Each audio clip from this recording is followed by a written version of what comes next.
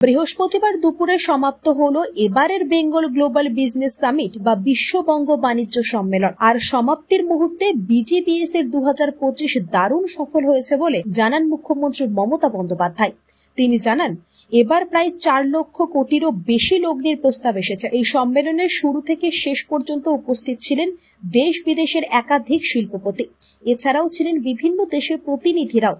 বৃহস্পতিবার 5 দেশের প্রতিনিধিদের সঙ্গে বিশেষভাবে কথা বলেন মুখ্যমন্ত্রী মমতা বন্দ্যোপাধ্যায়। মুখ্যমন্ত্রী বলেন, এই সম্মেলনে মোট 212টি মৌ স্বাক্ষর হয়েছে আমাদের টিমের নির্লস প্রচেষ্টা ও এনার্জেটিক কাজে।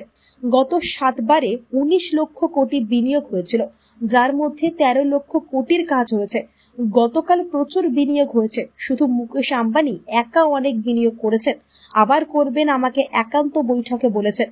সজ্জন জিন্দালও জানিয়েছেন, আমি খুশি যে এবার মোট 4,40,595 কোটির প্রস্তাব এলো। এছাড়া আরো অনেক বিনিয়োগ আসছে।